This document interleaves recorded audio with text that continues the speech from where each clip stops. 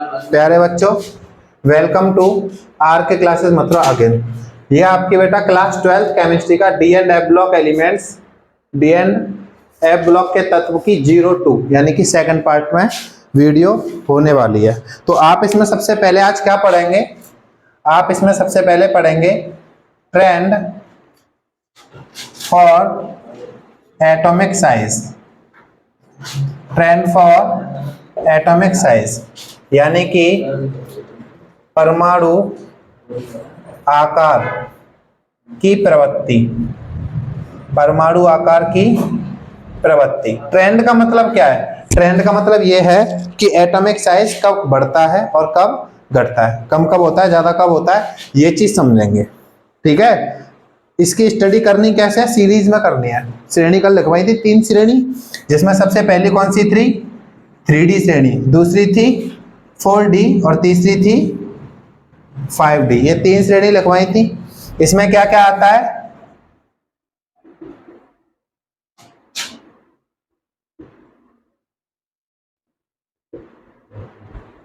इसमें ये सब एलिमेंट्स आते हैं: scandium, titanium, vanadium, chromium, manganese, iron, cobalt, nickel, copper, zinc, ये सब आते हैं, है ना?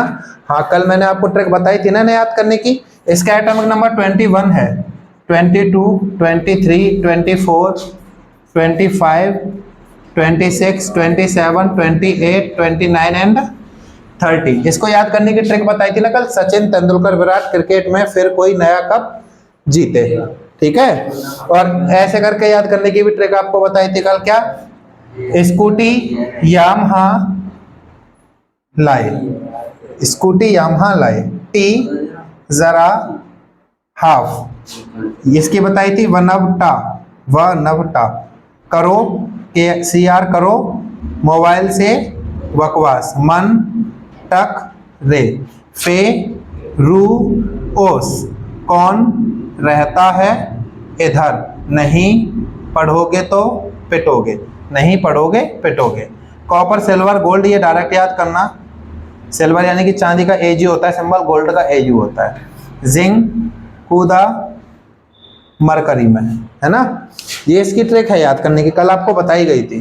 तो हमको ये सीखना है कि इसका साइज ज्यादा है या इसका ज्यादा है, किसका साइज ज्यादा है। और अगर हम किसी श्रेणी में, किसी सीरीज में लेफ्ट से राइट जाते हैं यानी कि बाएं से दाएं जाते हैं, तो इसका साइज यानी कि आकार कम होगा या ज्यादा होगा, ये सीखना है। ठीक है, तो इसमें आप क्या समझेंगे? देखो, ये 3D श्रेणी है, कोई किसी की भी बात कर लेना, कोई एक उठा लेना, पहली वाली उठा लेना। तो श्रेणी में जब हम लेफ्ट से राइट जाते हैं तो देखो अंतर क्या होता है। इसमें 21 इलेक्ट्रॉन 21 प्रोटॉन। ये जो एटॉमिक नंबर है इसका मतलब क्या है? इतने ही इलेक्ट्रॉन होते हैं, इतने ही प्रोटॉन होते हैं। इसमें 22, 23 इलेक्ट्रॉन 23 प्रोटॉन, 24 इलेक्ट्रॉन 24 प्रोटॉन, है ना? तो जब हम लेफ्ट से राइट जाते हैं तो इलेक्ट्रॉन प्रोटॉन की संख्या बढ़ती है। ठीक है, इलेक्ट्रॉन प्रोटॉन की संख्या बढ़ने की वजह से क्या? फोर्स ऑफ अट्रैक्शन जो न्यूक्लियस लगाता है सबसे बाहर के इलेक्ट्रॉन पे। जैसे मान लो ये है न्यूक्लियस और ये कुछ हमने शेल बना दिए। ये क्या बना दिए? शेल बना दिए। ठीक है, और इस तरीके से चाहो तो बना सकते हो। ये शेल बना दिए। न्यूक्लियस क्या करेगा? ये जो सबसे बाहर वाला इलेक्ट्रॉन है इसको क्या कहते हैं? वैलेंशियल इलेक्ट्रॉन, सबसे बाहर वाला। ये इसको खींच रहा होगा अपनी तरफ। न्यूक्लियस सारे इलेक्ट्रॉनों को अपनी तरफ खींचता है, लेकिन जो साइज है, एटॉमिक साइज को एटॉमिक रेडियस के रूप में दिखाते हैं। यहां से लेकर के यहां तक ये एटॉमिक रेडियस है R। इसको बोलते हैं एटॉमिक रेडियस या एटॉमिक साइज, यानी कि परमाणु आकार या परमाणु त्रिज्या। आकार भी कह सकता है और त्रिज्या भी कह सकता है। ठीक है, तो हो क्या रहा है? देखो, अगर हम स्कैंडियम की बात करें तो 21 प्रोटॉन होंगे यहां, 21 प्रोटॉन। ठीक है, जो कि इस इलेक्ट्रॉन को बाहर से अपनी तरफ खींच रहे होंगे। लेकिन अगर हम टाइटेनियम की बात करें तो टाइटेनियम में कितने प्रोटॉन खींच रहे होंगे? 22 प्रोटॉन। तो जो कम प्रोटॉन है वो कम ताकत से खींचेंगे और ज्यादा प्रोटॉन ज्यादा ताकत से खींचेंगे। तो होगा क्या? अगर इसे ज्यादा ताकत से खींचा जाएगा तो ये थोड़ा सा सिकुड़ जाएगा। क्या हो जाएगा? थोड़ा सा सिकुड़ जाएगा। जैसे अगर आप धीरे धीरे से अपना हाथ आराम से मिलाएं, ऐसे आराम से आपने हाथ मिलाया, कम फोर्स लग रही है। ज्यादा फोर्स से हाथ मिलाया तो सिकुड़ गया हाथ। इसी तरह से ज्यादा फोर्स लगती जाती है अगर हम राइट में जाते हैं तो एटम का साइज कैसा होता जाता है, छोटा होता जाता है। क्यों? क्योंकि फोर्स ज्यादा लग रही है इस इलेक्ट्रॉन पर, इसके वजह से ये जो शेल है वो छोटा होता जाता है। बात समझ में आई? तो क्या होगा, जब हम लेफ्ट से राइट जाते हैं तो साइज कैसा होता जाता है, कम होता जाता है, क्योंकि चार्ज बढ़ता जाता है ना। तो इसमें क्या लिखेंगे, on moving left to right in series atomic size या एटॉमिक रेडियस लिख सकते हैं, कुछ भी लिख सकते हैं। एटॉमिक रेडियस फर्स्ट डिक्रीज, सब पहले एटॉमिक रेडियस क्या होती है, कम होती है। लेकिन इसके साथ मैं आपको एक टॉपिक और समझाता हूं, है ना। देखो अब जैसे इस इलेक्ट्रॉन पर ये न्यूक्लियस फोर्स लगा रहा है, खींच रहा है, यहां बीच में यहां भी तो इलेक्ट्रॉन्स हैं भाई, अंदर वाले ये जो शेल हैं यहां भी तो इलेक्ट्रॉन होंगे। ये वाले इलेक्ट्रॉन इस इलेक्ट्रॉन को क्या कर रहे होंगे, धक्का मार रहे होंगे, क्योंकि नेगेटिव नेगेटिव चार्ज एक दूसरे को रिपल्सन करते हैं, धक्का मारेंगे। तो जैसे जैसे हम आगे बढ़ रहे हैं तो इलेक्ट्रॉन भी तो बढ़ रहे हैं, बीच में इलेक्ट्रॉन बढ़ रहे हैं, तो ये जो इलेक्ट्रॉन है इसको धक्का मारेगा। कुल मिला के क्या होगा, जो फोर्स न्यूक्लियस इस पे लगा रहा होगा बाहर वाले इलेक्ट्रॉन पे, वो फोर्स थोड़ी कम होती जाती है। अगर ये फोर्स कम होती जाती है तो जो आपका साइज डिक्रीज हो रहा था एटम का, वो डिक्रीज होना कम हो जाएगा। तो बीच में आने पर यानी कि जो बीच में एलिमेंट्स प्रेजेंट हैं वहां साइज घटना बंद हो जाता है, और बीच में साइज लगभग कैसा होता है, सेम होता है। तो फिर क्या लिखेंगे इसके बाद, eight middle atomic size is nearly same, atomic size is nearly same, यानी कि बीच में आने पर एटॉमिक साइज लगभग बराबर हो जाता है। लेकिन जब लास्ट में पहुंचते हैं, यहां लास्ट के इलेक्ट्रॉनों में पहुंचते हैं, लास्ट के जो एटम्स हैं ये सब कोबाल्ट निकल कॉपर जिंक, यहां पहुंचते हैं तो ये जो रिपल्सन इलेक्ट्रॉन्स लगा रहे हैं ना, इसकी वैल्यू बढ़ जाती है ना। तो जो न्यूक्लियस इसको खींचने में जो पावर लगा रहा होगा उससे ज्यादा पावर ये इलेक्ट्रॉन इसको धक्का मारेंगे, तो उसकी वजह से साइज बढ़ जाएगा। समझ रहे हो? उसकी वजह से क्या होगा, साइज बढ़ जाएगा। तो और लास्ट में इसमें क्या लिखेंगे, एट द एंड, यानी कि लास्ट में एटॉमिक साइज या एटॉमिक रेडियस स्लाइटली इंक्रीज, थोड़ी सी बढ़ जाती है। इसका रीजन क्या है, बिकॉज ऑफ स्क्रीनिंग इफेक्ट। ये आपने 11th में पढ़ा होगा, स्क्रीनिंग इफेक्ट या शील्डिंग इफेक्ट भी कहते हैं इसे। स्क्रीनिंग इफेक्ट क्या है, ये इफेक्ट है, ये जो अंदर वाले इलेक्ट्रॉन है ये बाहर वाले इलेक्ट्रॉन को धक्का मारते हैं, और धक्का मारने की वजह से न्यूक्लियस जो चार्ज लगाता है उसको इफेक्टिव न्यूक्लियर चार्ज कहते हैं, उस चार्ज की वैल्यू कम हो जाती है। उस इफेक्ट को क्या बोलते हैं, स्क्रीनिंग इफेक्ट बोलते हैं। ठीक है ना। तो ये आपको ट्रेंड में याद रखना है। डन। हिंदी में लिख दूं इसे, अब इसको हिंदी में लिख देते हैं, श्रेणी में बाएं से दाएं जाने पर, श्रेणी में बाएं से दाएं जाने पर परमाणु साइज घटता है, परमाणु साइज घटता है।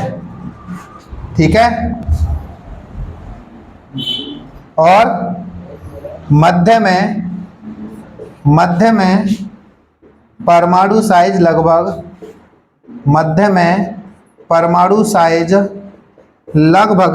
समान रहता है, लगभग समान रहता है। परंतु जो स्क्रीनिंग इफेक्ट है इसको शील्डिंग इफेक्ट कहते हैं ना, परंतु शील्डिंग प्रभाव के कारण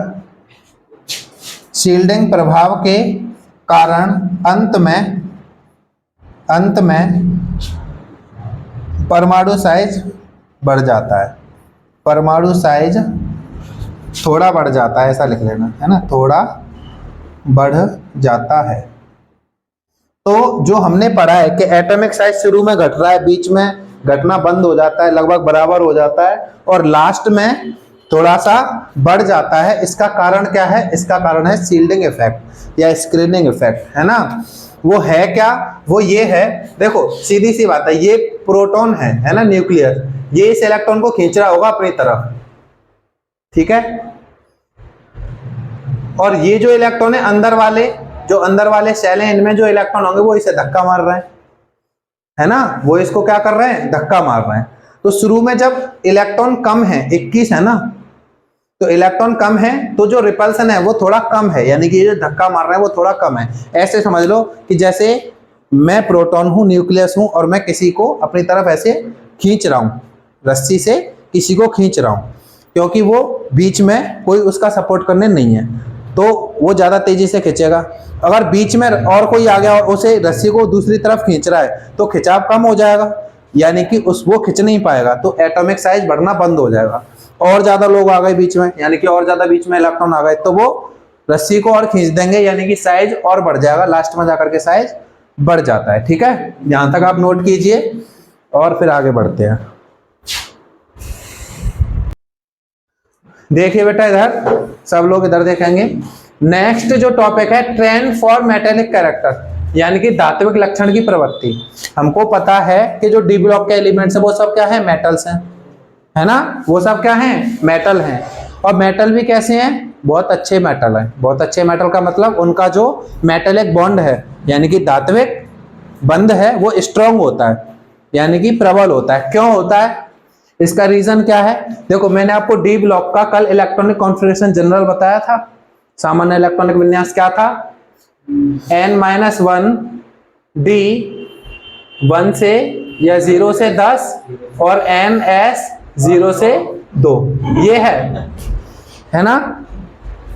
तो जो स्ट्रॉन्ग बॉन्ड है उसका रीजन ये है कि जो डी ब्लॉक के एलिमेंट्स होते हैं, यानी कि डी ब्लॉक के तत्व होते हैं, उनमें n-1 d के ऑर्बिटल के इलेक्ट्रॉन और ns के इलेक्ट्रॉन दोनों ही बॉन्ड बनाने में पार्टिसिपेट करते हैं। दोनों ही क्या करते हैं? बंध निर्माण में योगदान देते हैं, इसीलिए ये बॉन्ड स्ट्रांग होता है। तो इसमें आप क्या लिखेंगे? D block elements are metals and show strong metallic bond because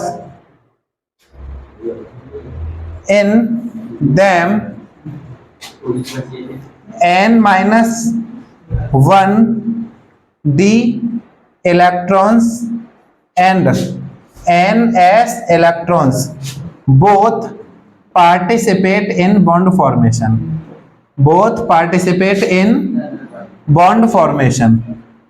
इसका मतलब समझ में आया कि जो n-1 d ऑर्बिटल के इलेक्ट्रॉन हैं और ns के इलेक्ट्रॉन हैं, वो दोनों ही बंध निर्माण में, यानी कि बॉन्ड फॉर्मेशन में भाग लेते हैं। इसीलिए ये कैसा बॉन्ड होता है?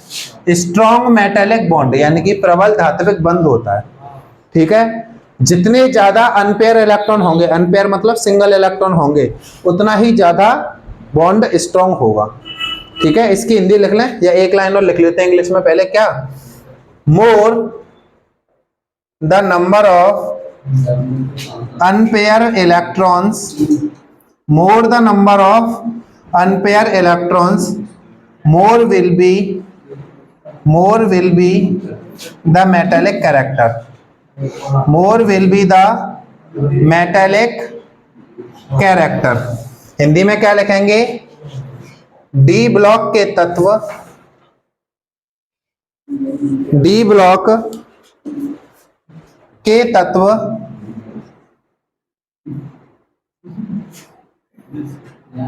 धातुएं हैं, क्या हैं?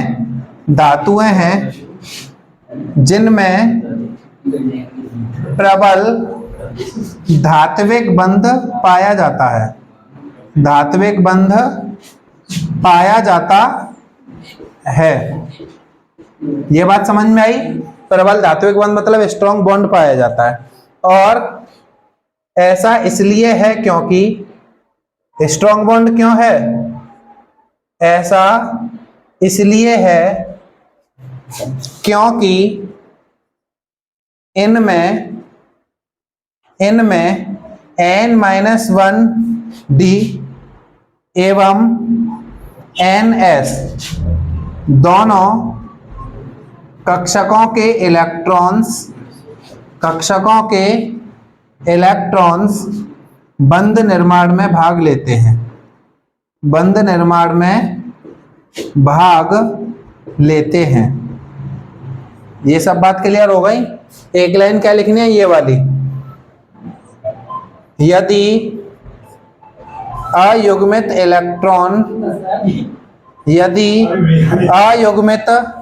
इलेक्ट्रॉन की संख्या, ए शोर ना करो रे, की संख्या अधिक होती है तो धात्विक बंध प्रबल होता है, धात्विक बंध प्रबल होता है। सुनो मेरी बात, सुनिए ध्यान से। देखिए डी ब्लॉक के एलिमेंट मेटल हैं, इनमें स्ट्रॉन्ग मेटेलिक बॉन्ड पाया जाता है। मेटेलिक बॉन्ड जैसे लोहा ले लिया, ये है आयरन का एक एटम, क्या है, आयरन यानी कि लोहा Fe, इसका एक एटम है, और दूसरा एटम इसका ये रहा Fe का दूसरा एटम।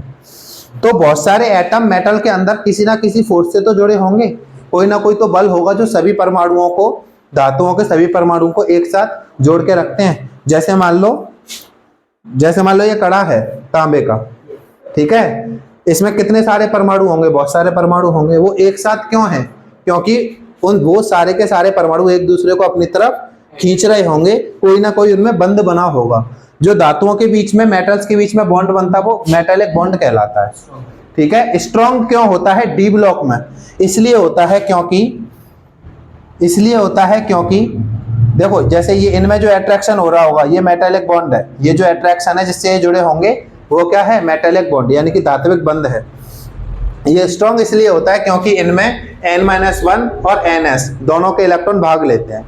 इसका मतलब क्या है, जैसे हमने स्कैंडियम लिया था 21 एटॉमिक नंबर, इसके लास्ट में क्या आ रहा था 3D14S2, यानी कि D का ये एक इलेक्ट्रॉन भी भाग लेगा बंध बनाने में, और S के ये 2 इलेक्ट्रॉन भी बंध बनाने में भाग लेंगे, बॉन्ड फॉर्मेशन में पार्टिसिपेट करेंगे, इसलिए बॉन्ड स्ट्रॉन्ग होता है।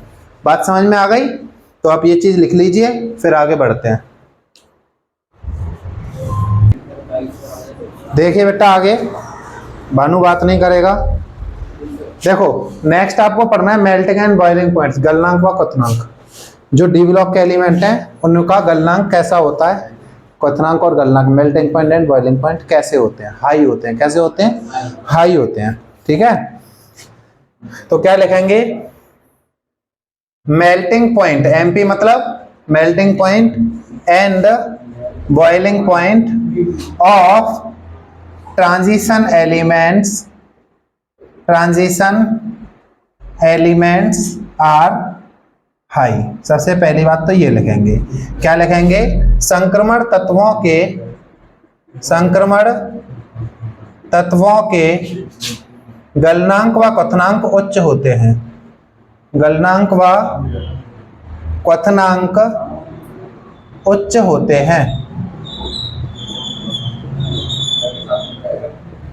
कैसे होते हैं? उच्च होते हैं, हाई होते हैं। अब जैसे हमने एक सीरीज बनाई थी स्कैंडियम वाली, वो बनाए फिर से समझने के लिए। सचिन तेंदुलकर विराट क्रिकेट में फिर कोई नया कप जीते।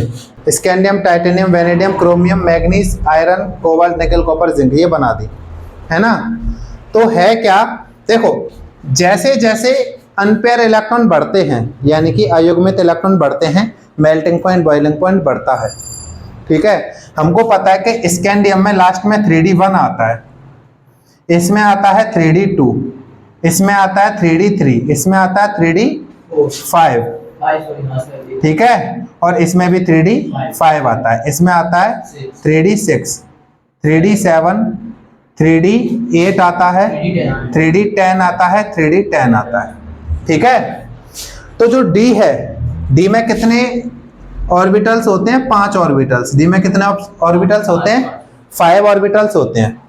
तो एक इलेक्ट्रॉन भरेंगे, ये एक इलेक्ट्रॉन भर दिया, तो एक अनपेयर इलेक्ट्रॉन है, अकेला ही तो है ये।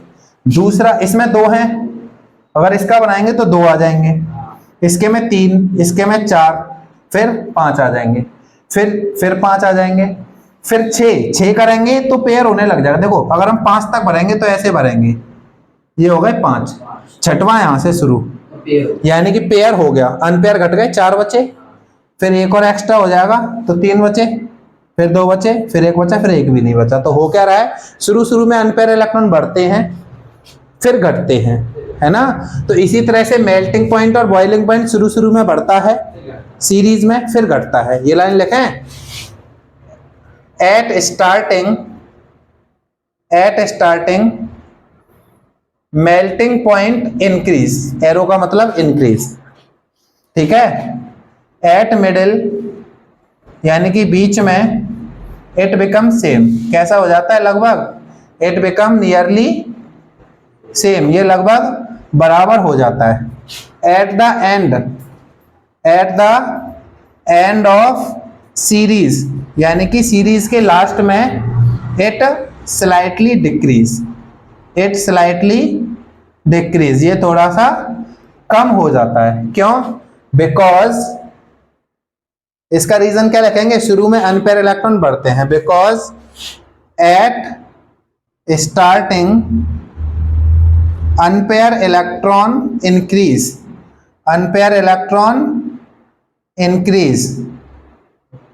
And at the end unpaired electron decrease. बात समझ में आ गई? इसको हिंदी में लिखें, एक लाइन तो लिखी ली, यहां से लिख रहे हैं इसकी हिंदी।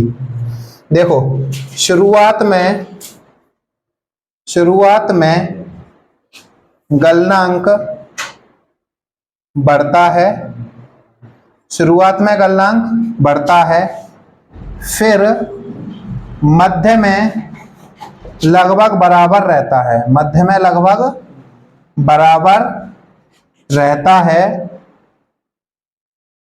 एवं अंत में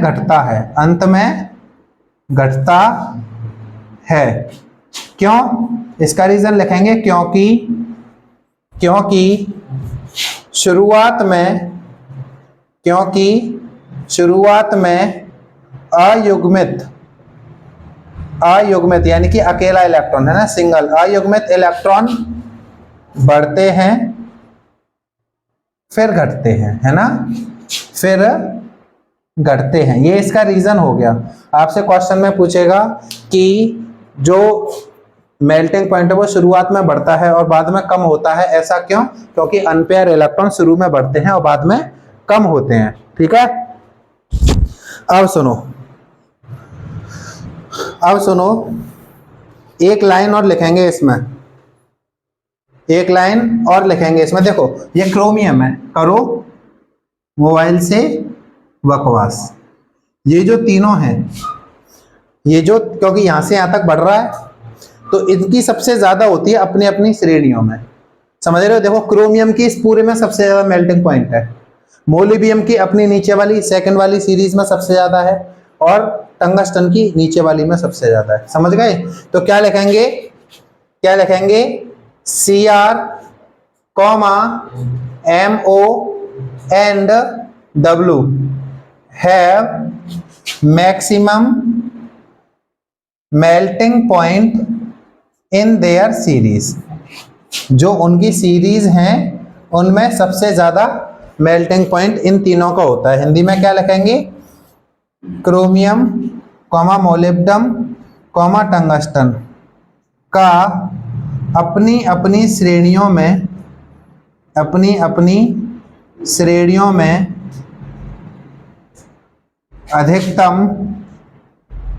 अधिकतम गलनांक होता है। बात समझ में आई? अधिकतम गलनांक होता है। ये है मेल्टिंग पॉइंट का ट्रेंड, आपके समझ में आया। शुरुआत में बढ़ता है क्योंकि अनपेयर इलेक्ट्रॉन बढ़ते हैं, फिर बराबर रहता है, फिर अनपेयर इलेक्ट्रॉन घटते हैं इसलिए इसकी वैल्यू भी घटती है, और सबसे ज़्यादा इनका होता है। ऑप्शन के लिए 1 नंबर के एमसीक्यू के लिए इंपॉर्टेंट पॉइंट है कि क्रोमियम का सबसे ज़्यादा अपनी श्रेणी में, इसका अपनी श्रेणी में, इसका अपनी श्रेणी में। ठीक है, चलिए नोट कर लीजिए इसे यहाँ तक।